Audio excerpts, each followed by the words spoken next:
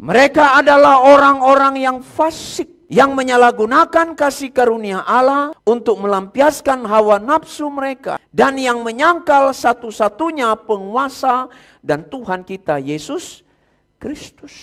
Tauto krima asebeis. Orang-orang yang fasik. Ibarat orang yang memutuskan perihal benar salah satu ajaran dengan apa yang menjadi ukurannya. Bukan kitab suci. Sekarang banyak orang pintar bicara. Tapi kita harus tetap segala sesuatu harus bersumber dari Alkitab. Mungkin dia terbata-bata ngomong, tidak apa-apa. Mungkin dia tidak fasih bicara. Tapi yang penting semua itu bersumber dari Alkitab. Tapi kita bukan beriman buta. Kita tahu, kita tidak menyembah Alkitab. Tapi kita meyakini karya Roh Kudus. Mereka adalah orang-orang yang fasik. Jadi bukan sekedar jahat yang lumrah, sisi kurangnya manusia. Jadi fasik itu bukan hal yang lumrah. Sekedar ya sisi kekurangan manusia, ya ada yang jahat. Nah, karena orang fasik itu ya, yang disebut krima asebeis, itu mereka memutuskan perihal benar tidaknya menurut pikiran mereka. Terlebih lebih kacau lagi. Melihat kebenaran Kristus, kebenaran Alkitab menurut agamanya. Agamanya dia.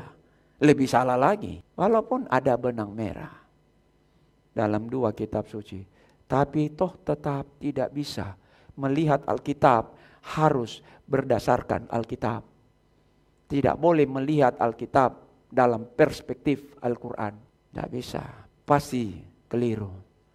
Kalau sekedar ada nilai-nilai persamaan di dalam, ya ada nabinya sama, sebutan sama, iya. Tetapi sudah berbicara khas esensi kebenaran itu, ya tidak bisa. Nah, kan sekedar jahat lumrah. Makanya Yesus katakan yang ditulis oleh Lukas. Lukas 17 ayat 2. Mari kita lihat dulu sana. Lukas 17 ayat 2. Lukas 17 ayat 2. 3, 2, 1. Adalah lebih baik baginya jika sebuah batu kilangan diikatkan pada lehernya, lalu ia dilemparkan ke dalam laut, daripada menyesatkan salah satu dari orang-orang yang lemah ini. Karena jemaat Yerusalem, orang-orang percaya kan orang-orang yang strata ekonomi sangat di bawah gereja mula-mula. Makanya gereja-gereja di luar Palestina itulah yang membantu jemaat di Yerusalem yang rata-rata strata status sosial ekonomi sangat morat-marit. Jadi lemah di sana bukan sebatas lemah secara fisik. Tapi orang percaya yang kemudian dalam segala keterbatasannya dia di sana. Nah, ya, jadi kalau orang itu kadang-kadang saya pikir, wih ini orang-orang. Dia Kristen tapi bisa menyimpang, dia mengajarkan sesuatu yang salah.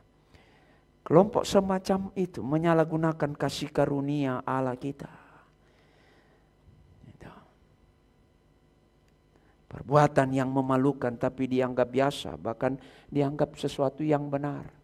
Sampai untuk mencari dukungan, cari tokoh Katolik. Untuk seolah-olah bahwa apa yang diajarkan itu ya, tidak salah, itu benar. Dan menyangkal. Monon despoten, satu-satu penguasa, tidak ada yang lain. Tuhan kita Yesus. Bolehlah yang lain-lain, tapi jangan pernah kita menyangkal Yesus. Ya, sekalipun setiap minggu kita dengar nama itu, kita nyanyi nama itu, kita doa nama itu. Tapi apakah benar-benar dia berkuasa atas hidup kita? Gitu. Jangan sampai kita hanya rutin. Ya menyanyi Yesus. Gitu. Doa ya Yesus. Tapi apakah betul ketika diperhadapkan dengan satu keadaan yang paling rumit. Dan kemudian kita berani berkata, Tuhan kalau memang saya harus mati, saya mati di dalam Yesus.